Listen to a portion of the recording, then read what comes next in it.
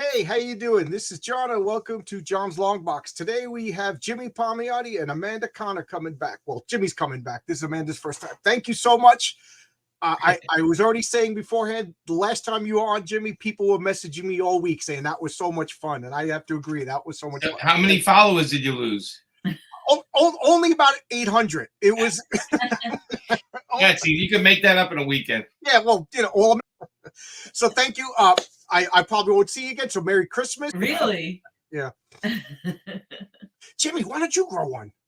I've had a goatee. I've had the sideburns. I've done the. He does like a porn stash thing. Yeah, like once a year, which I love. You like it? Oh, Jimmy, you got it. Next time I see you, I want to see a big, that would be awesome. Yeah, I had a goatee for a while, but I've never grown a full-blown beard like yours. But I think if I did, it would be white. It would be like mixed and white. It'd be pretty Santa Claus. Yeah. I think it would be a mix. It would be like mixed. It would be like dark in spots, and then white. Like yours, John. A little like yours. Yeah, it is funny because only 2 years ago, right before I started doing it, this was all black, and now it's all gray. YouTube does that to somebody. I mean, maybe you're hiding something under there, John. Yeah, I know, and it's funny because you have no chin. Well, I think I got 2 or 3 of them down there. That's all right. So, anyway, Merry Christmas. If I didn't say that already, I forgot what I said before. So, Merry Christmas. Merry Christmas. Happy New Year. I'm all excited because I got a couple of weeks off now, and I can't wait. So, you guys just came back from like a world trip.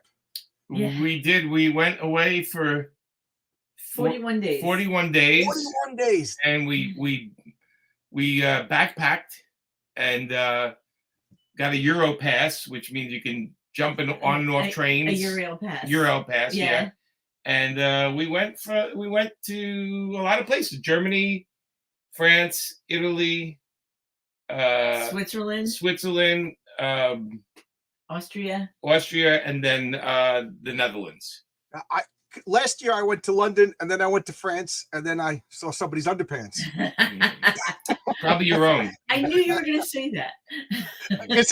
Anytime I ask people where they've been traveling, I've been making that joke for 30 years, and if nobody laughs, I at least laugh. So there you go. Yeah, that's it. All the comedy starts at home. But we actually ended the trip with we did a convention, the Dutch Comic Con in Utrecht, which is right south, like a half hour south of Amsterdam.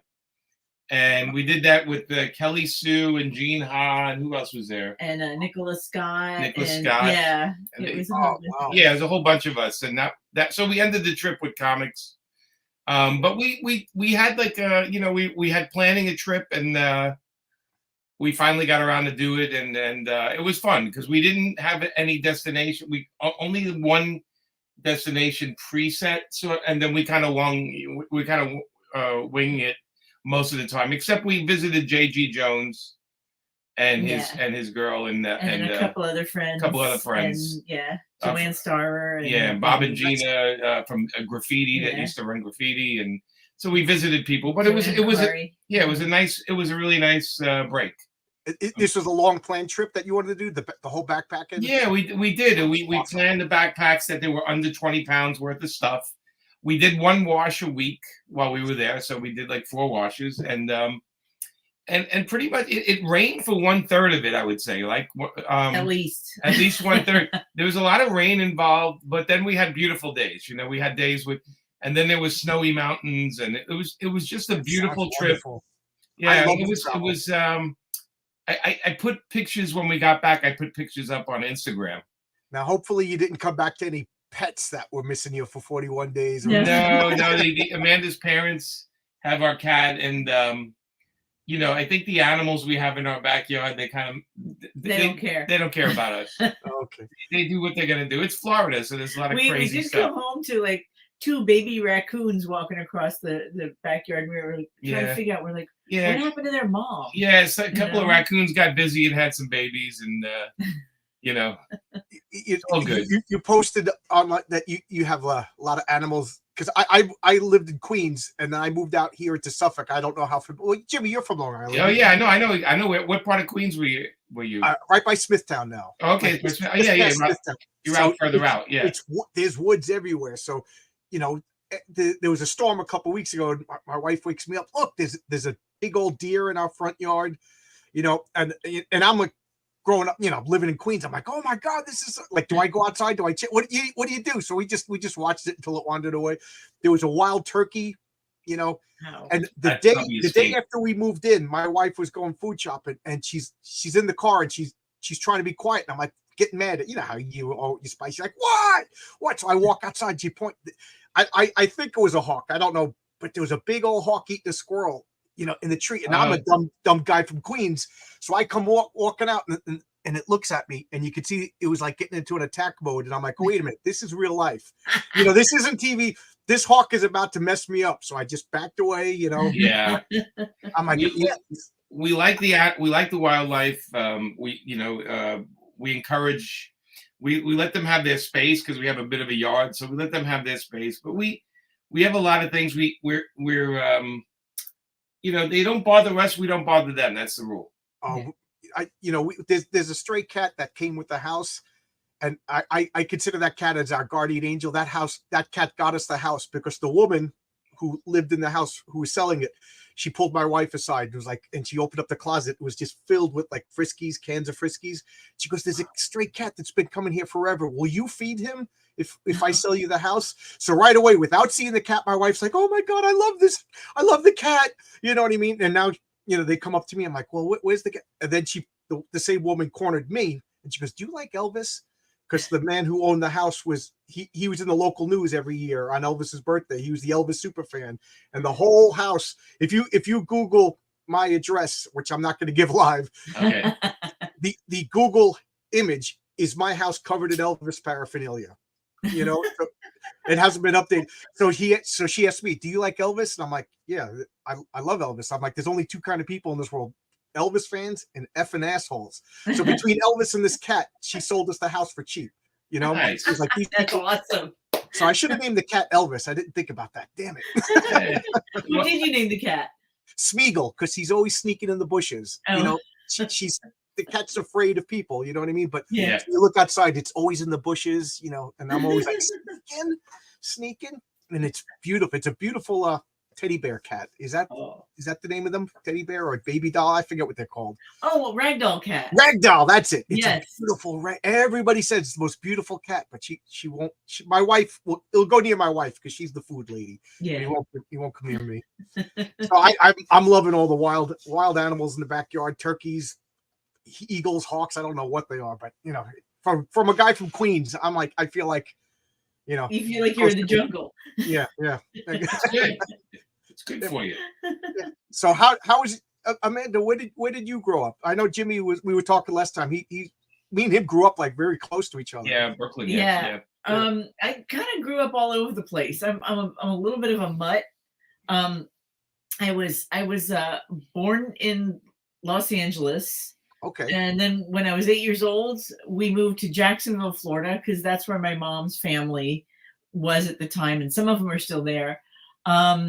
So my dad being in advertising and my mom being an artist, they really were hard pressed to find work in Jacksonville, Florida. Yeah. I can imagine. So we ended up moving up to the tri-state area, New York, but all of the relatives were like, "You can't move to New York. You'll get mugged and get killed." And, like they were just like giving him so much, they were just giving him a lot of crap. And the worst case scenario happened. You met Jimmy. That was much later. That was much way later. Way later. So yeah, we ended up moving to Connecticut, and my dad would commute in and out of New York. And then I moved to Brooklyn. Yeah, in her own place. Yeah, I had an awesome down by Prospect Park. Oh yeah. Yeah. I had an awesome place, and then I moved in with Jimmy. Yep. And now we're here. And then we moved down to Florida. I'm used to moving a lot. Oh. So we've been here for a while, though. We've been here almost 20 years. We've had the house for 18 years. 18 years, yeah. 18 and years. we moved in a couple years later. Yeah. But we love it here. I mean, it's you know, you grew up in New York and you're used to a very small place. So Well, you're surrounded by New Yorkers in Florida. yeah, well, that's true. I mean, but when we moved down here, we had like an actual, like we had 2 bathrooms. That Which was like that's like I life could never changing. go back. Yeah. Yeah, I You know? built the bathroom down here, and every time I have to go, my wife goes, "Go downstairs." Yeah, there you Go go. downstairs. Yeah, I mean, we had, you know, we were in an apartment that was 800 square foot apartment with 1 bathroom, and you get to know somebody real quick that Yeah, way. I was about to say that. So when we got this house, you know, we were happy. We're happy to get. Oh, Marcus's mother-in-law's from Brooklyn. There you go. Yeah, my parents are all from Brooklyn. Yeah, yeah, but yeah. You know, we call Florida the 6th borough of New York. So Yeah. you know, at least You know, parts of Florida. There's Yeah. other parts of Florida That aren't. that definitely aren't. You know. You know, I'm getting now. I'm starting to look towards retirement. You know, I'm a construction worker, and everybody's like, "So when are you moving to Florida?" It's just understood. It used to be the cheap place to move, but now it's the 3rd most expensive place to move in the United States. Yeah, So I'm going to tell you, you know, probably look like, you know, somewhere in the mountains, or it depends what you like. If you want to be, you might want to be near water because you're a New Yorker. New Yorkers like the I water. want to be away from water. You know. Oh, okay, so I have a fear. South Dakota is really cheap. Since Sandy, we're afraid of water. Well, South Dakota is my very brother's cheap. house was 10 feet underwater. You know, everything was destroyed, and you know, Jeez. everything I own is down here in the basement. Matter of fact, I'm on the highest point in Long Island. We were like, "There's going to be no floods near us." Yeah. Yeah. Yeah, so it's crazy. Yeah. We they're you know, we get hurricanes sometimes, so that might be a little bit like for you. Yeah. South Dakota, you get a nice big place for nothing. Yeah, that's what I'm And thinking. then if they start dropping nukes, you're actually one of the last places to get hit. You could probably find a nice cave to get into and grab some omnibuses while you go down there. You know, That sounds like a good idea until I realized I would starve to death in a wheat field. Yeah. What let's do hope I they do? don't There'd be all this wheat around me, and I'd die. You know. Yeah. And I had a foreman that's a big hunter, and he was like, "John, every man should learn how to field dress an animal and everything." You know, and I'll go hunting, I'll kill a deer, and then be like, "What do I do next?" You know. You put salt on it. You put salt. Yeah. Put Salt on it. There you go. You put it on a stick and rotate it like every. So you guys did a lot of traveling. Whenever 2 people travel, there's always one that gets up early and has a night plan, and one that likes to sleep late and just enjoy the trip. We both like to sleep late when we're on vacation. Yeah. But I am a morning person where, you know, where Amanda definitely is like, I get up like that. She slowly rises. Yeah. Um, I stumble bleary-eyed into, you know, into the kitchen and, you know, want coffee immediately.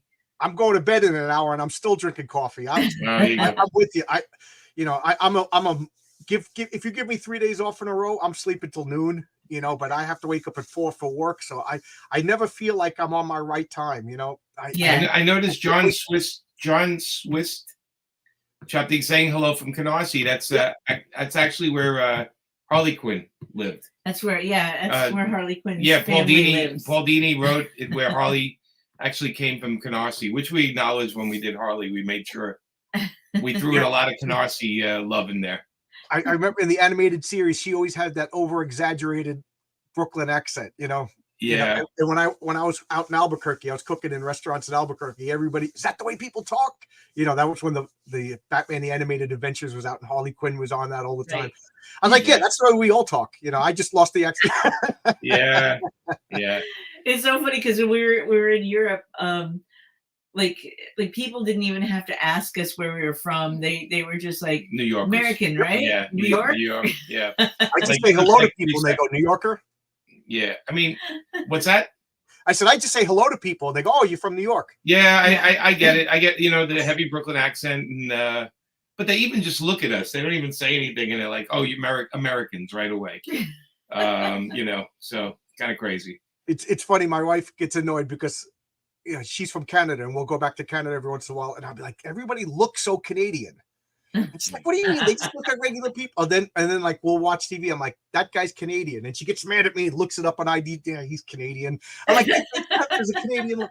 So yeah, you have a New York look. I have Yeah. my wife and I went to Iceland. Like people right away. I would be like, hi, how you? Oh, you're from New York. You're from New York. Now let me ask Yeah, you. I wear it like a badge, you know. Yes. Oh, thank you. Oh, geez, super chats. Hey, Jim and Amanda, love your Power Girl on. Yes, I was going to talk about that, but you cut right to the chase. You're my favorite cheesecake artist. Hope you don't mind describing your art. You don't mind that, right? I'm fine with it. You're fine with it. Thank you, Musing Moose. Paid the $5. I got to ask. I don't find anything wrong with cheesecake. You know, everybody likes cheesecake. Yeah. Yeah, juniors. Come on. Oh my God. You know what? I get the coffee's kicking in. Anytime anybody from out of state comes to visit me, I take them to Juniors, you know, because they all want to experience like what's the most quintessential New York experience? I'm like, we're going to Brooklyn, we're going to Juniors. Although I would say Peter Luger's would probably be my place. You know, like although it's a lot more expensive. Yeah, you gotta have cash. Juniors I can afford. Yeah, you got to have cash on you too. They don't take credit cards. Yeah, and you got to be able to get a reservation. It's so hard to get a reservation. But I always say, if you live in New York and you haven't been to Peter Luger's in Brooklyn, make a reservation. Take $100 cash or $120 cash, whatever you're gonna need. Spend it $100. Well, for yourself, right? For yourself, you should be able to do it for 100, 110. But have it's the a best steakhouse. For those of you who don't know, we're talking about. It is the best steak you will ever have anywhere in the world. I'm telling you. I'm craving it it's right the best. now. You're craving it right now? Yeah. It's I don't know who my brother knows, but he walks in there, they stand up and they sit us down, you know. So, but you know, yeah. Without it's my still, brother, it's still great, Marcus, you can go back. It's still great. Yeah. So let me ask you: do I sound like a New Yorker? Yeah. Yes. Okay. You sound like you're from Queens. Yeah. Pretty much. I was just curious if I still have because Jimmy, you sound like a New Yorker. Amanda, that's not going to go away. So, you know, what can you do? And my wife gets mad now because she grew up in Winnipeg, and when she goes back now, they're like, "You sound like a New Yorker." Wow, these comments are going by so fast I can't even read them. Thank you, everybody. That's a good problem to have. Yeah. So let's get back to Power Girl. I'm jumping all over the place because I'm fanboying out. So Power Girl is a character that I just don't want. I don't know what happened, but I just happened to pick up her first appearance as it was on the shelf as a kid. So you know, like that felt like that was one of my characters. You know, like. You know, I can imagine like people are New Jersey Devils fans because they were there when the team formed. So Power Girl has always been like my favorite DC heroine, even more than what. And when you took over that run, I was like in fanboy heaven. You know, it was fun. She was funny. She was sexy and she was powerful. I just like. You know, would you have done that for another 100 issues or so, or would you go back to? I just love that series. I mean, he gets its head out of his head. I mean, we've offered DC maybe 8 times to go back to it, and they have no interest in us doing the character. So it's kind of tough because when you have fans keep telling you, "Can you guys do more Power Girl?" and I said, it's not us saying no. It's actually DC Comics. We pitched them series, we pitched them one shots, they do not want us doing the character. We have no idea why. Because that's why we put her in Harley Quinn a lot because we weren't because we love her because we like her and we just said screw it, we're gonna put her in. We put her in the Birds of Prey book. Everything we touched, you know, Dan DiDio used to call it the Jamanda universe, and everything we touched, we always had Terra and Power Girl and you know all the characters in, because we felt like nobody really understood the character like we were understanding her. And having Amanda draw her was like the secret weapon. You're not going to attack a woman for drawing a sexy woman. You know, she's my secret weapon. Amanda made her a real person. Right. And that's the goal of writing these characters, is to make it feel like you know that person and you want to hang out with them, or you know what's going to upset them and you can't wait to see how they're going to deal with something. And in 12 issues, we were able to define her. And then when we got to put her in Harley Quinn books, we were like, okay, we get to build on her a little more. But DC, like a lot of things, I don't know how they pick and choose they want. It's as a matter of fact, the trade book that came out. I had one. I don't know where it is. It's in there, but they re-released our collection, and I've been bugging them for 6 years. It's out of print. Can you put it back in print? It's out of print. Please do it. Please do it. It's a $30 book. Well, it came back in print. It sold over like 6,000 copies right away for them. And that's a $40 book, I think, $30, $40. And it's just like, I keep telling them, I'm like, you don't understand. There's an audience for us doing Power Girl. And so much so this trade is now selling like crazy for you. And they said, yeah, it is really doing really well. And I'm like, so I don't understand it. You know, I say if fans, you know, ask DC, don't it? Because we want to do the characters. So, you know, but if they don't want us, they don't want us. We're on to other things. But, you know, we do love that character. We really do. Amanda's favorite character. Yeah, I mean, I love Harley Quinn, but I absolutely adore Power Girl.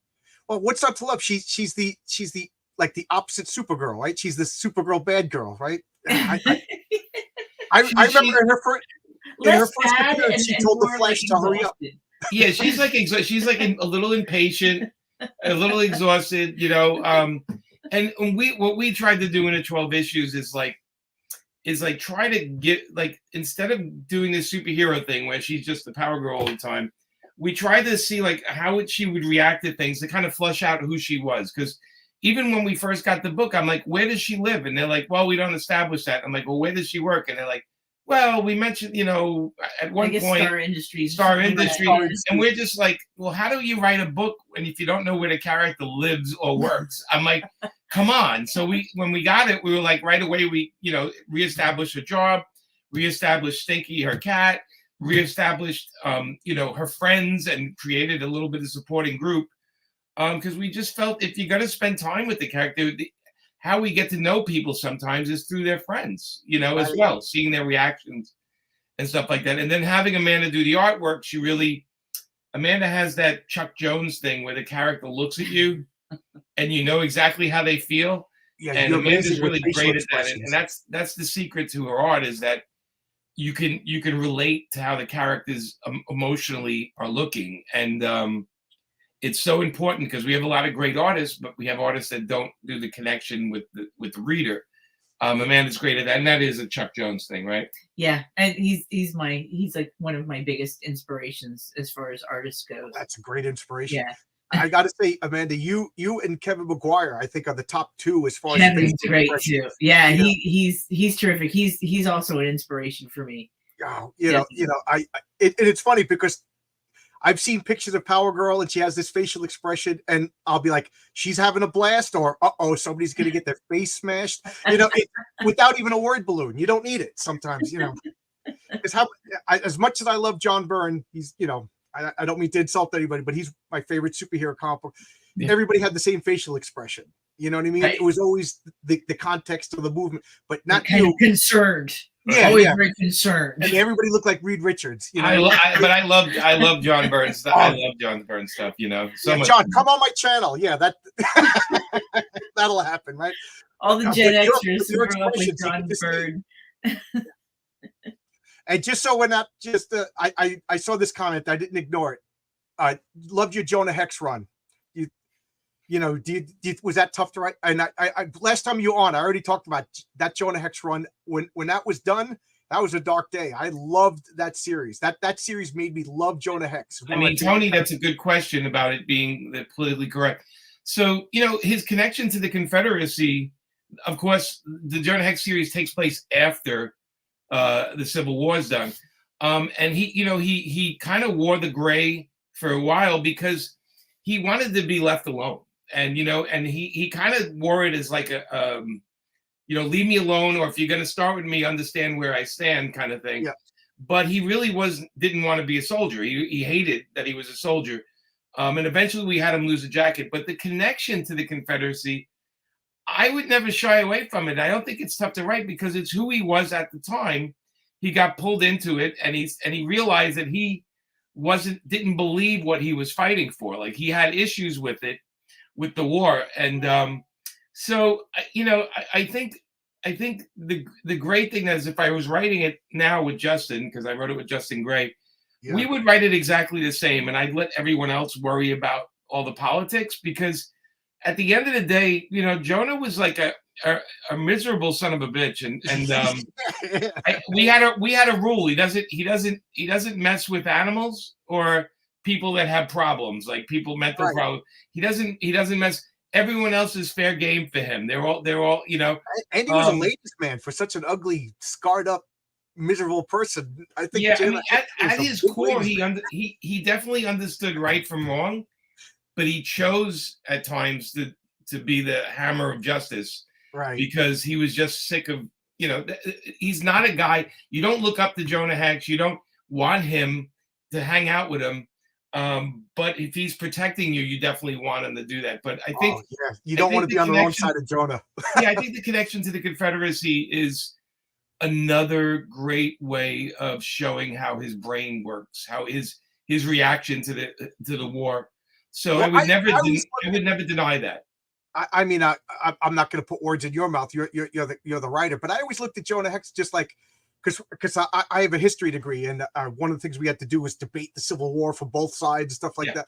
And my professor was excellent. I never knew his politics. He gave me a book with letters from actual soldiers on both sides. I read that. That's great. That's how we wrote our dialogue. We learned a lot of the letters, the Civil War letters to home. These were illiterate soldiers, and these letters were like, "I find you on this beautiful sunset." Like, oh my god, I fancy myself a writer, and I wish to write a letter as good as these illiterate soldiers. And one of the guys said to I forget who it was, the general, and he was a Confederate soldier, and he said, "Why are you fighting? You don't own slaves. It's whatever." And he said, "Why am I fighting? Because you invaded my state." And I always looked at Jonah Hex as like that, like the politics aside, this soldiers come in and this is where I live. Well, the part of the origin is him refusing to do something that he's given orders to, and he walked away from the war. And I think the closest we ever came to a great Jonah Hex movie, and not the Jonah Hex movie, mind you, was Outlaw Josie Wales, because it had a lot of the it mirrored a lot of the sentiments that that Jonah had, and about the war. But I would write Jonah Hex again if they asked me. But people forget. I think we wrote over 100 and something issues, but it never really sold well. It was always like, I bought it. I think Dan DiDio is the guy that no matter what the numbers did, he said, "You know what? I want you to keep writing Jonah Hex because it's one of our better written books." So he goes, "I know it could be selling more, but we need to have a book like this in our stable." Yeah, that's not a superhero book, and we need wonderful artists on it. It was just so good. Yeah, it was I was when Power Girl was done, and when Jonah Hex was done, I was like, oh man, those were 2 dark days. Yeah, the film, just to remind everybody, they didn't want me involved. I had nothing to do with it. They didn't even give me a thank you in the credits.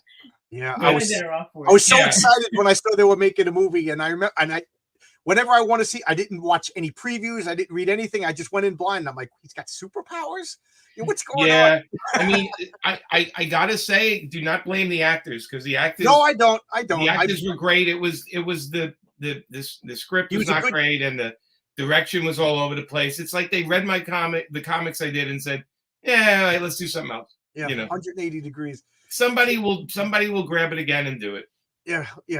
Has there ever been any kind of interest in adapting the Pro for the big screen, or a series like The Boys? How many we've sold the Pro 5 times already for a feature or a TV show. They always chicken out. I wonder why.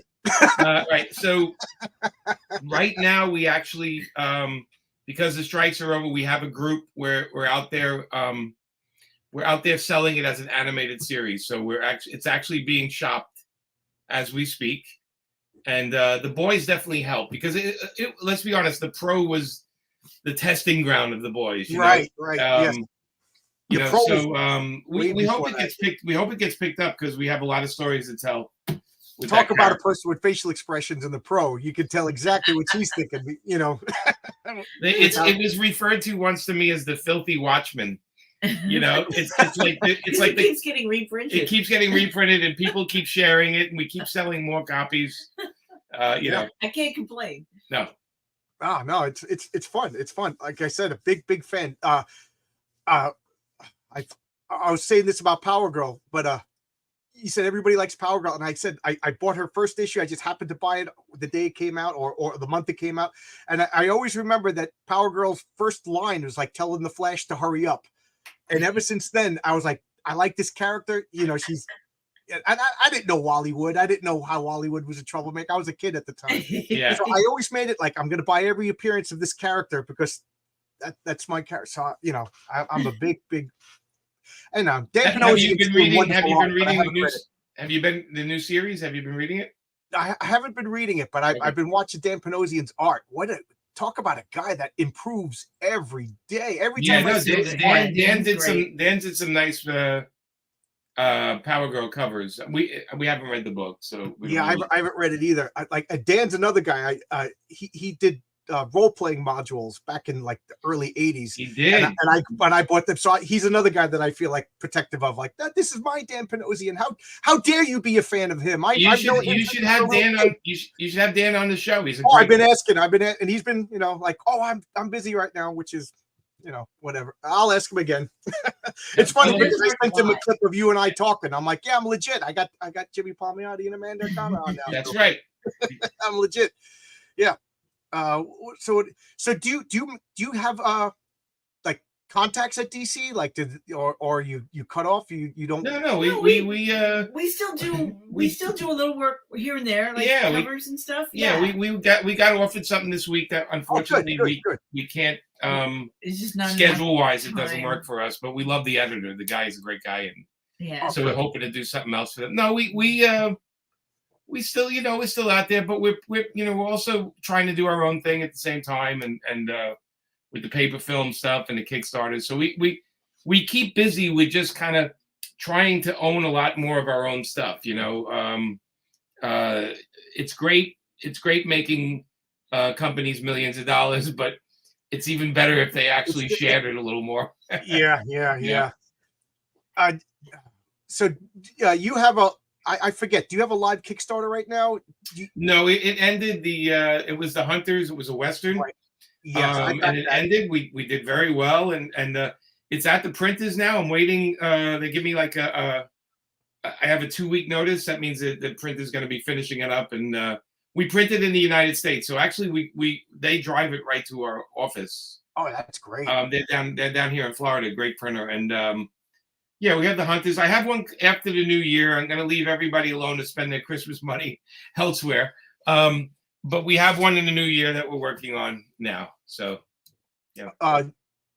Now, when it's going to get delivered to us, that means you're going to get a big pallet full of comics, and you and Amanda are going to sit there and fulfill them, or do you have? We do. So Amanda, I don't make her work as hard. She'll sign the covers. Got to keep the hands for art. Yeah, exactly. My buddy Patrick and I. What we do is we get the pallet in, we check the printing before we send the guy off, and then we've been bagging and boarding. Mostly Patrick has been bagging and boarding because we have like 600 or 800 books to send out. So we bag them, we board them, and then I spend a week or two in the office. So our office is in the comic shop, and we pack each one of them. Every step, tape them up, print out the stamps, print out the addresses. I put little hearts or notes on some of the names I know, and then the post office comes and picks them up. It takes. If there's no heart on mine, then I know the truth. Yeah, it takes like a couple of weeks to do it. I need the books. Like that's my big wait is waiting for the printer. So that's always it. Mobius, Blueberry, of course I am. I have every one of those. I have every one of those books. As the question was coming up, I knew the answer. Yeah. I just woke up. Did Jimmy and Amanda talk about? Yes. Oh no. Did you talk about Joan on the Batman cartoon? So they made a short. One of the shorts, the Jonah Hex short, based on one of our stories, without asking us to write it. So they got another writer to come in and write our story up. That was interesting. But I haven't seen him on the Batman. I haven't seen him at the animated show. No, I haven't. Yeah, I saw that up. I forgot all about that. Yeah. How do you like the whole Kickstarter crowdfunding process? Do you like doing this all yourself, or would you rather, the old days of publishers?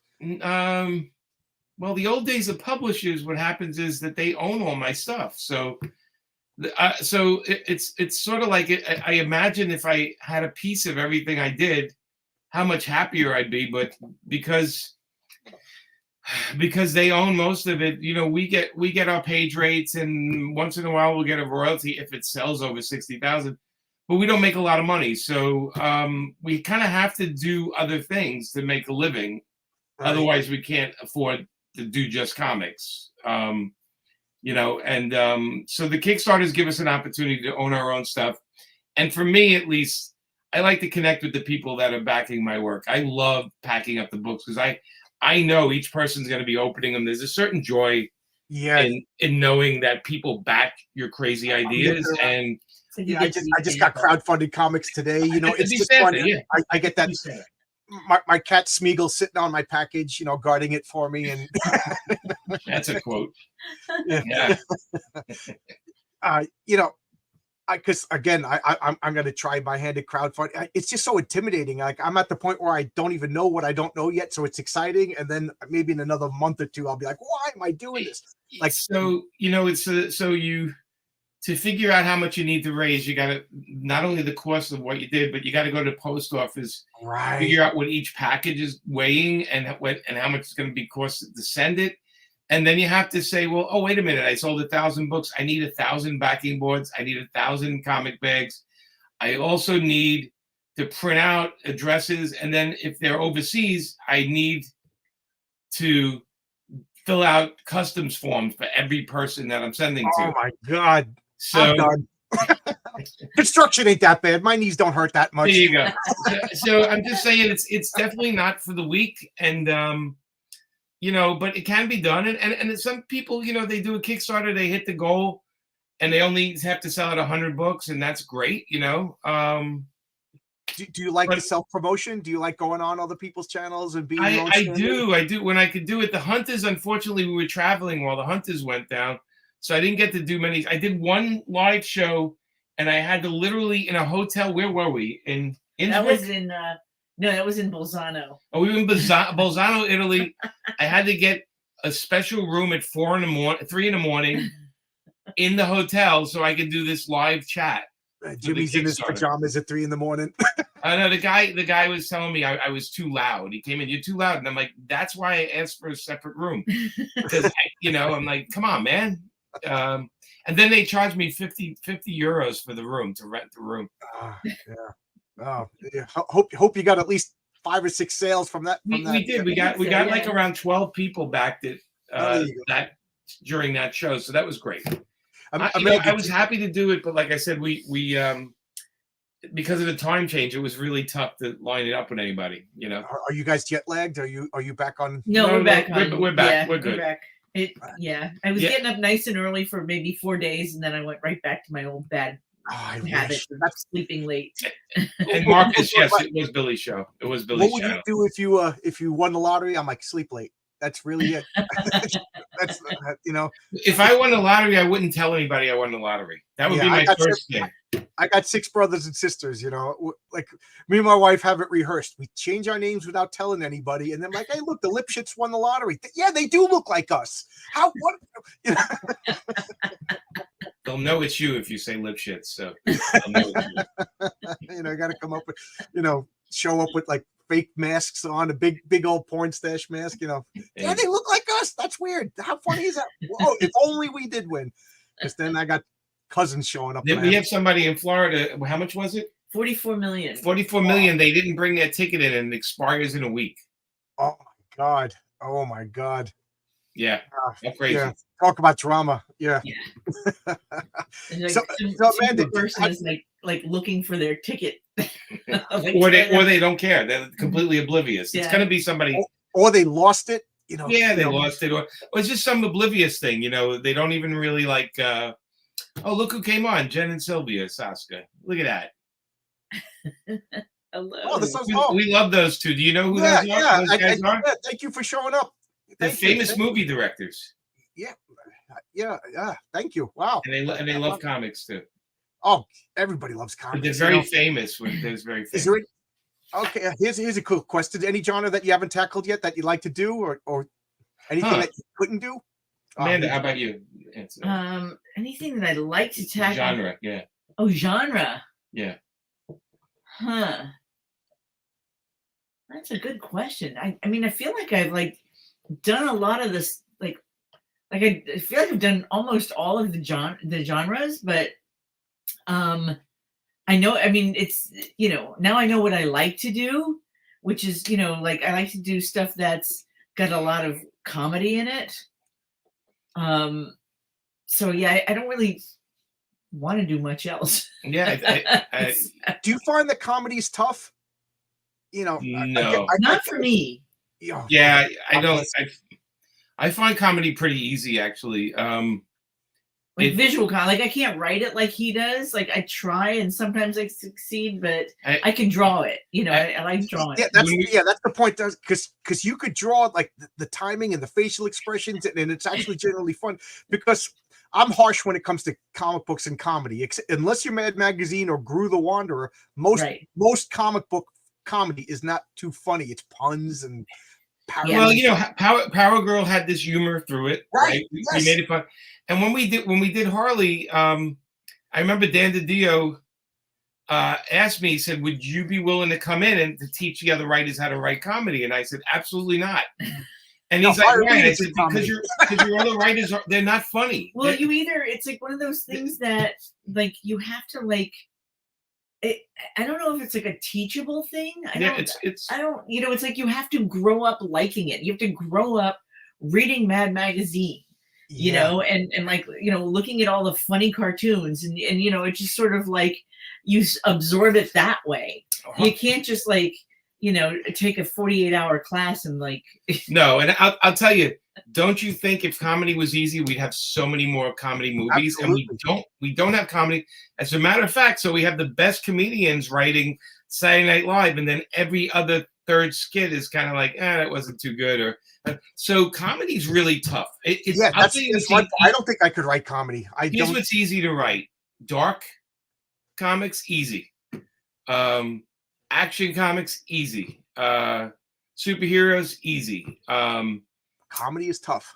Comedy is about timing and understanding your characters, and there's sarcasm, there's the insanity of the situation, and then the reaction of people in the situation. So it's multi-layered, and when it's bad, it's really bad. There's nothing worse than. Have you ever seen a stand-up comedian bomb? Yeah, all the time. I just feel like I wish I could turn invisible. Bad for them. Yeah, I'd rather them just walk off the stage if they're bombing. Yeah, just go. I think I got a phone call and leave the stage. Yeah, but we were last night. We were talking about Trading Places. Like that is a funny movie. Yeah, it's so hard for them to make another movie like that because it was firing.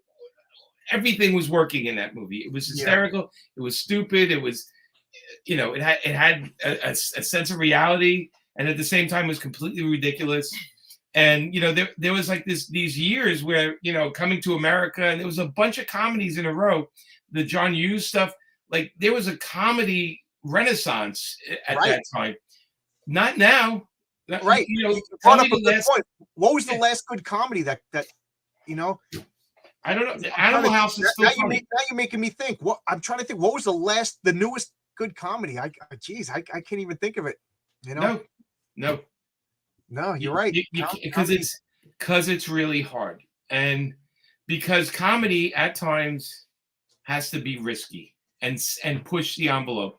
And sadly, comedy now is like, oh, there's somebody shit their pants or they farted, and it's the same 4 or 5 jokes over and over now, or they're just going like, they're just making it like cursing or. But it's not funny where you're like thinking about it like days afterwards, Yeah. And again, like Trading Places, every character in that movie is funny and has a scene. And you can say, well, yeah, what's his name eating the fish in the Santa suit in the bus, just shoving the fish in his mouth. Hysterical. There's like a million great scenes, and again, it's really hard to write. So I told Dan, I said, I can't teach comedy because I think you have to be funny on some level.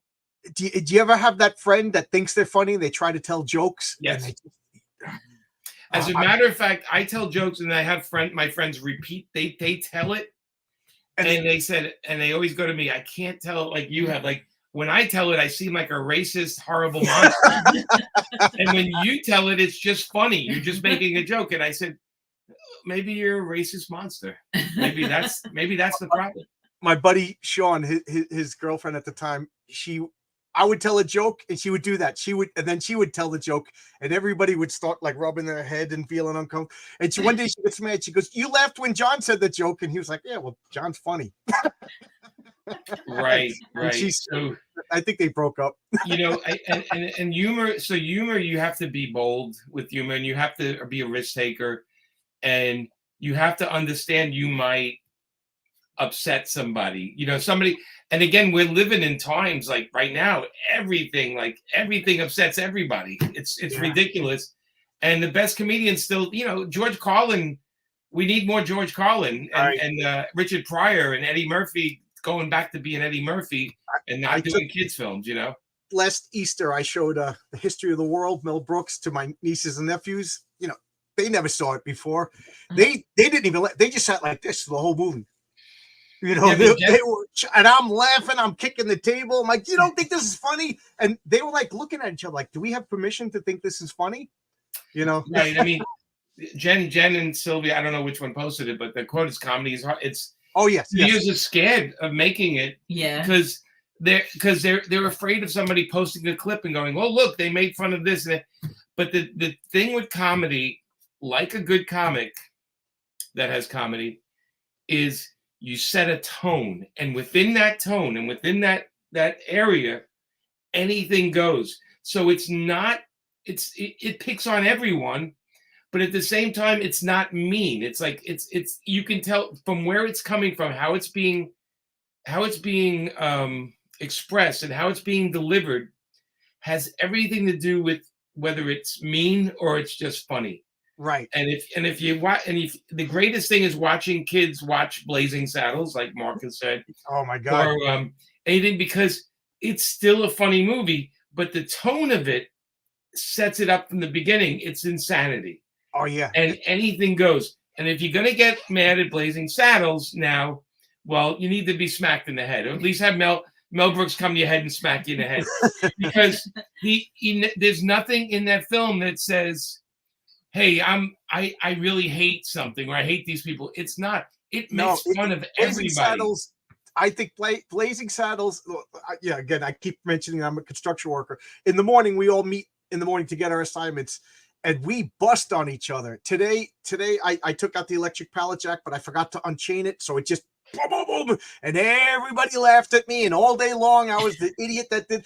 But what am I going to do? I laugh. You know what I mean? I laugh. And then tomorrow somebody else is going to do something stupid. So that's why I look at Blazing Saddles is we're all laughing at that guy at that moment, but it's not mean. It's almost like a party. And if you're not the guy getting picked out at some point, then they don't like you. Yeah. So a New York thing, and I think a lot of my humor comes from New York, from growing up in Brooklyn, is the love for each other is we pick on each other. Right. Right. But if anybody messed with my friends, we put him down. We put him 6 feet down. My brother used to, give me the noogies, push me and stuff like that. But the one time somebody sucker pushed me, man, my brother let him have it. You know what I mean? Nobody could beat me up at him. And well, Jen and Sylvia, as they mentioned the kids today seeing Blazing Saddles, we went to see Blazing Saddles in the theater.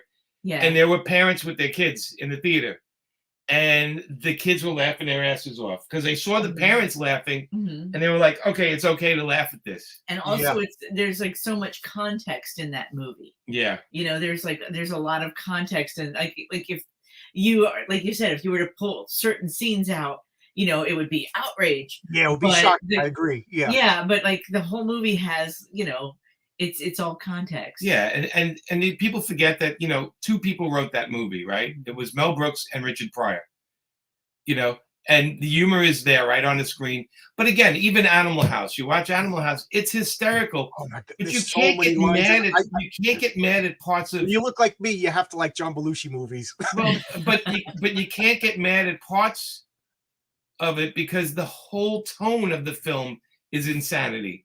So you can't get angry. And again, I think what happened with comedies now is that unless the tone is set up correctly, the comedies fail miserably. And Jen say, Treasury Blazer, I'm having so much fun. Yeah, Yes, my favorite Mel Brooks is still High Anxiety. I don't know what it is, but High Anxiety. Yeah. Oh my god! I love Young Frankenstein. Dramatic airport. Yeah, I love Young Frankenstein, but Young Frankenstein. Yeah, but you look at like the Farrelly brothers, right? They in their films they went crazy. They pushed something about Mary. Got away with some nonsense, and but the tone was set. You went in to something about Mary, and there's two guys playing a guitar dictating the story, right? Yeah. So right away, there's like this kind of tone that's set. So then they can get away with anything after that, and that's what filmmakers have lost. And I also think that a lot of the writers, they just don't understand comedy right now. They're so afraid of everything that they're writing what's safe. And we know comedy is dangerous. It's the most dangerous genre to write. Right. So you got to be a little bit of dangerous to write comedy, I think, at this point. Yeah, yeah. And we love it in the comics. We love it. We do some crazy stuff in Harley. We did a lot of crazy stuff. And as we always laugh because we know nobody was reading the books that worked at DC, or if they did, they were missing a lot of things we put in those stories. They were missing everything. We got censored, but we threw so much crap in there that they couldn't find it all. and some of it. Yeah, we would put big things that were problems, and they would hyper focus on it. Yeah, and then we'd sneak stuff through. But listen, like a Batman villain, put the explosion over there so we could rob the jewelry store over there. Right. The realistic thing is we look at Looney Tunes, the stuff we grew up with, those cartoons we grew up with, right? And we look at them, and when we were kids, we laugh at them. And then as adults, we see a different part of the humor come through because we now have experience, we grew up, and it's still funny, sometimes even funnier, right? So there's a certain thing, there's a craft to it that I so appreciate, because when I see a comedy that's great, nothing makes me happier because I'm laughing through a whole film. It's the greatest movie experience. It's better than anything. I love Godzilla, but you give me a good comedy that I walk out of there and go, oh my God, that was hysterical. I will want to watch that for the rest of my life. You're making me really miss a good old, I'm trying to think, like, has there been a comedy in the past couple of years that made me laugh? I remember like you said, there was a string of comedies that, like, my ribs were hurting, laughing. And I'm trying to think, like Grandma's Boy was the last comedy that made me laugh. If you ever see that movie, watch Grandma's Boy. Amanda and I are constantly laughing at things. As a matter of fact, Amanda, you can tell them about the time you wore those special pants in New York. Go ahead. Go ahead. This is actually like, somebody insulted me, but it was such a good insult that I had to just crack up. Yes. That's such a New York thing. Like, somebody's roasting you, and you stop for a minute. You're like, all right, that was good. That was a good one. I can't even get mad. It was you and me and Zena. Right, our friend Zena. We were downtown. We were like, I don't know, we were going somewhere, and I went ahead to look at it. Like, I was like looking in the window of something. It had to be shoes or like cool toys from Japan. I don't know.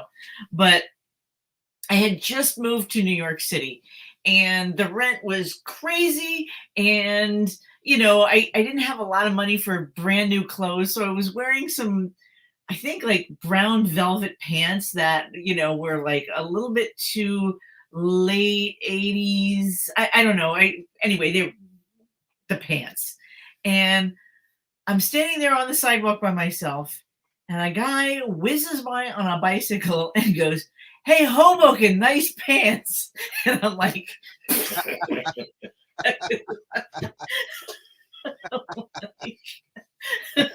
Hey, and you have to. That was funny. You have to appreciate that. That's funny. That's funny. Hey, Hoboken, nice pants. That should be the opening scene of a movie right there, where a girl, and she's like, "I hate my life," But there's humor in it because when something is funny, as insulting as it may be, it hits good. it hits a place and goes, okay, that's funny.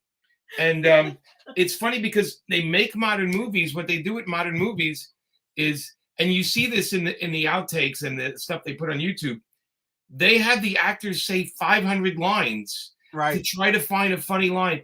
And that's a problem, because the thing is, a well-written humor will have the line already in there. Now, of course, an actor might bring something, but they do it a lot. And what happens with that is, I always say, if the script isn't funny, then why are you going to shoot it? You can find a funny line later, but if the script is not funny, it's time to go and rework the script and make it funny. If it's going to be a comedy, go in there and make it so the script is funny. And then if the actor brings something to the table that you didn't see coming, that's great. But you have to start with a great script. And what happens is, a lot of these comedies, a lot of these films, they get, well, we got this actor, we got that one. Of course, he's funny, so it's going to be funny. But the reality is, you see all these outtakes, and they're like working lines, 20, 30 lines. Yeah, this trying to find them. It like a machine gun. One of these bullets is going to hit the mark, right? Yeah, and the John's question right there, we work in our real life experience all the time to work. It's why we constantly travel. We go new places. We absorb the world we're in. We observe and absorb, and it's so important. And to see different kinds of different kinds of humor, different kinds of people. We know people that are very funny, but they're completely different from each other. And it's so important as a writer to have experiences, to dive into life. Not just say, I read all these great books so I can write. That's not really the same thing as living. Right. That means you know how to structure a sentence. That doesn't mean you know how to tell a good story. Yeah, I mean, look, my writing, my spelling skills are terrible, and yeah, man, right. but it's not the concern. My thing is, I'm trying to write what I have in my head first. I don't care how it's spelled. I can fix that later. I can edit later. Get it down on the paper. First drafts are for.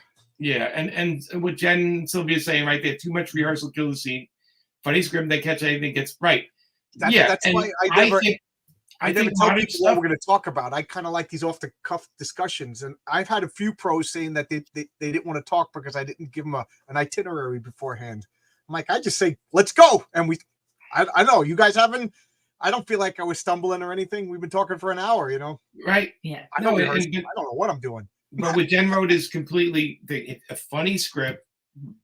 Is you need to have that really base to build on, and you're right. And then sometimes the actors improv and you catch them. People you always hear about the just as a thing like Pretty Woman, where he snaps the case on Julia Roberts when he grabs it, and he did that, and that was not in the film. It was not planned. Yeah. So things get caught, but the reality is, when they shot Animal House, that was a really funny script. When you read that script, it's hysterical. Yeah. And then the actors just made it better. They made it come to life. I think that people in Jen and Sylvia can confirm this or say, no, that's not right. Like when you have a whole bunch of people on a film set that have really good chemistry with each other, right? That helps it. That just makes it even better. Yeah, and I think also it's important, like directors and Jen and Sylvia that connect with, understand the actors, what their limitations are, because some people can't deliver things the way other people can. I've worked on names. Is there ever been like Jimmy, you're writing and there's an artist that you just didn't have chemistry with, and Amanda, a writer that you didn't have chemistry with? Yeah. I mean, that happens. It's like it's not a bad writer or a bad artist. It's incompatibility. So that happens. Yeah, Amanda's gotten scripts where we both were looking at each other going, I'm just like, oh my god. Yeah, it's like this person, they're not catching the core of what this is. And what she does is she draws it, and she's trying to fight through the drawing to make it better, with the artwork. But it's a lot of work, It's okay, man. You can mention Jimmy's name. I know some of the scripts. You know what? I am a team. If she finds a better thing to do, I'm like, great. When we wrote Harley together, you know, whatever I wrote, she would come up with something better. I would be great. You know, best idea wins. You know. Yeah, that what Jen's saying right here, that's George Lucas's big problem, right? Like, just say the lines faster, more it. You know, he wasn't very good with his actors, from what I heard. I don't know, I wasn't there. Yeah, I've never directed. I've written, and I actually, you know, I was supposed to at one point, but I wrote an episode of one of the Jane shows, and I asked if I can take all the characters that I wrote that aren't on the show, they were the ones that just for the one episode, and if I can do a workshop with them. And I took, it was 4 actors, and I took them aside and I said, before we shoot this week, is there any questions about your character that you'd like to know? Any backstory? And we were there for a good hour and a half going, and they had questions, and, and it was great. And they were like, this is so much fun because, you know, it's just, I only have a couple of lines, but I feel like I know the person now. And I said, well, it's important for me that when you do it, that you get a sense of who the person is. It'll come across better when it's shot. And even if it's only 4 or 5 lines, right, you get to deliver that, inhabit that character a little better. And I love that aspect of the directing, that I can actually talk to the person, and because I wrote it, and say, well, this is what the backstory is, and this is, you know, all this kind of stuff. So I'm very jealous of Jen and Sylvia because they get to work with these actors, and sometimes they write the story, and then, you know, you can kind of go in there, and that's so much fun. So we do it on a small level. We write, and then we direct the artist, which is Amanda sometimes, or I work with artists that I know, and I'm hoping they kind of bring something to the table that I didn't see. You know, it's all collaboration. It really is. Amanda, I wanted to ask you: Are you an only child? Do you have a lot of siblings? No, I have a baby brother. Okay. Who's he's a little younger than you, but he's still my baby brother. Okay. So I was going to say, I find that most funny people have large families. You know, right? Well, I know I'm going to maybe I'll get my first hater, but like, only children don't tend to be funny. Well, her mom has 4 sisters. Yeah, my mom has 3 sisters. 3 sisters, yeah. And they visit each other a lot. And they're all wise asses. They're all. There you go. Yeah. Large family. I'm one of 7 kids, and we had to, you know, argue and fight. You know, those of us who, you know, my brother's huge, I was small, so I had to develop wit, you know, and he had to develop a punch. You know, whatever works, right? Yeah. Me and my brothers, I have 3 brothers. We're completely different. Right? Yeah. We're all completely different. Yeah. I mean, Peter is probably the same brain sense because he loves comics and everything, but we're so different from each other. It's amazing we have the same parents. It's just yeah. You know, I'm the only one. I'm the only one to go to college. I always joke that I'm the white sheep of the family. You know? I'm the only one who didn't get arrested. You know. Hey, it's still time. Yes. Let's not count the chickens before they hatch. Yeah. Right. Tomorrow's a new day. And my mother, one of 7 kids. Yeah, large. Yeah, I don't know, large Italian Irish family from New York. There has to be, but I can't write comedy. I don't know. Well, you know, I think it's a gift. Like you said, that person can either tell jokes or they can't tell jokes. You can't teach people how to tell jokes. Yeah, I mean, it's telling jokes, and then there's writing comedy. They are different, you know. Because not everybody can tell jokes and write. There's so many nuances to comedy, and you know, and the world has gotten really mean and vicious to comedians. So, you know, a comedian makes a joke, and people attack him and try to cancel him or her for a joke. And so the comedians now have to be so safe on some level. And the thing we all learn about safe is it's boring. I heard somebody, and I can't remember who said that. They said that comedy doesn't really travel well over distance and over time. And I'm starting to think that there's some truth to that, because I'll watch like a comedy from the 70s and I'll show it to my nieces and nephews, and they're like, you know, looking at their watch. And I remember my father was all excited to show me Duck Soup from the Marx Brothers. And I was like 9 or 10 years old. And I was like, Dad, can I leave? You know, and I love at 9, you know. I love all. I'm a huge film lover. I love the old stuff. I love W.C. Fields pushing a kid over a bridge and throwing. I like now. You know, I like it, but I still Harold Lloyd. I love all comic timing. To me is so fascinating. visual, actual, body humor and that kind of thing. And then, and you look at humor in the 50s and the 60s and the 70s, 80s and 90s, they're all a little different, but like I said, but we can still watch Trading Places and everyone will be laughing in the room.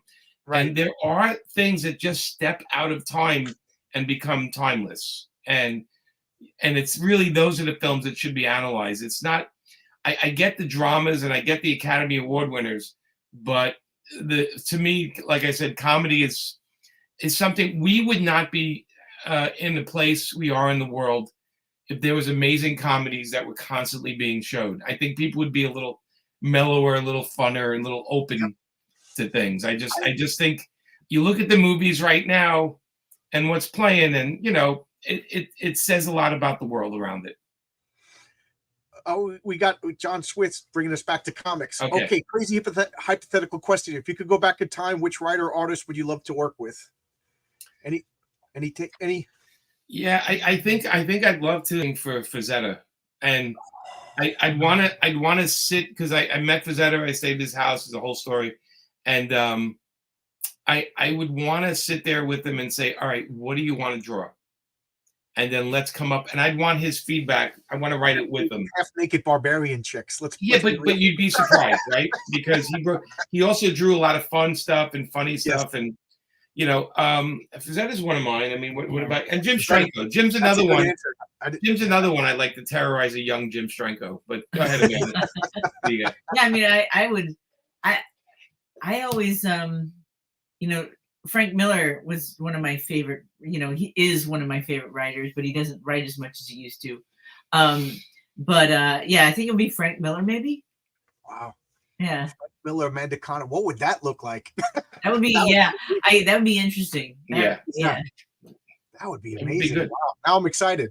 Now, and I'm going to be disappointed if it doesn't happen. Yeah, we know Frank. We can make a phone call. Oh, there you go. Well, this has been an hour, and I find myself fading because that's the way life is with me. I got to get up at 4. So anything you want to say? Let's put up your links. Just visit us at paperfilms.com. I mean, it's mine and Amanda's website. We sell our art, we sell our comics, we sell our digital stuff. Get rid of the middleman. Stop paying so much money on absolutely on eBay. I see people paying for stuff we sell for next to nothing on eBay, paying 5 times more, and I always feel terrible. So if you buy it from us, we pack it, and we buy dinner with the money. So I don't know, if you want to feed us, buy some stuff off our site. There you go. How's that? Buy our stuff. Feed me, Seymour. And you should have Jen and Sylvia on one day, because I would love to. I would give anything to actually interview them for an hour. Like me interview Jen and Sylvia. I would have so much fun. I'd be a little bit of a terrorist to them because I would be putting them on the spot with some things. But I think that's when you're interviewed, you actually want that. You want a little something that's not so easy to figure out. You know what you need to do is write like a comedy horror flick for them. Well, all good horror has comedy in it, right? Let's be honest, the best horror movies have a little bit of comedy in them, because at some point it would be like you're just screaming. You need that release of steam after seeing something so horrible. That's why, in my opinion, Shaun of the Dead is one of the best horror comedies of all time. It's got the perfect comedy, perfect acting, and then it is scary. And then there's a lot of drama. That scene when he's putting the gun, "You're not going to shoot my mom." You're like, oh, you know what I mean? There's everything in that movie. That's such a good. Yeah, I mean, there's horror. So I love horror comedy. I love horror comedy, right? That's great. And then there's horror comedy gross, like the knife stuck in the guy's hand and the guy's ripping the hand away, kind of like stuff like that. But it's funny if that happens and then the guy's trying to hitchhike the next scene, and it's just hanging there, and the guy pulls up and goes, "I don't know which way you want to go. Do you want to go this way or that way?" So it's like, horror has to have that comedy relief thing, otherwise it is too horrible. Although I've seen some horror movies lately that, what's that one? There's a couple of them. The director, his name is Ari. I'm trying to think of his name. it's like That's some dark stuff. Yeah. Yeah, and it's some darks, and I'm like, okay, I can appreciate that as well, you know. And but anyway, we can keep talking about this. But one day, we get to Ari Aster. That's it, Ari Aster. Watch his films and see how well you sleep that night. That's all I have to say, because he kind of focuses on something that he kind of finds that disturbing thing. Like David Lynch was really great at finding this disturbing part and then running with it. And David Lynch is, when he became self-aware with his work, and I think it suffered ever since that. Like he's became acclaimed, and then his work suffered because he was trying to do things like David Lynch, and instead of just doing what he would normally do. I think so, my opinion of David Lynch. But Ari's stuff is like, it's frighteningly disturbing. And I gotta check it out. Yeah. But anyway, we got to run. You got to run. Yeah. Thank you, John. I just wanted to address one comment. Somebody said that they missed your Kickstarter for your latest. Could they still get it on your website? Not until probably like February. Okay. So we ordered 10% more of everything that's ordered, and then we make sure all the returns, any kind of things, are taken care of. And whatever we have left, we'll put up. So sometimes it's like 5 or 10 copies. Check at the beginning of February. The Hunters might be there. We might have. Yeah, I think it was Marcus said he just missed it. So there you go, Marcus. Thank you, Marcus. All right. Well, thank you. This was a blast, and man, I always look up and I'm amazed that it's been an hour. This was so much fun. Thank you for coming back, Jimmy, and thank you for coming for Amanda. This was a blast. You're two of my favorite comic book creators. You're a ray of sunshine talking to you. I don't know. Again, if time was permitting, I'd talk all night long, but there you go. Well, spirit is willing, but the body is weak. But thank you, everybody. I couldn't even keep up with the chat. This was amazing. Thank you. I'm so happy. Thank you, everybody, and bye-bye. Oh.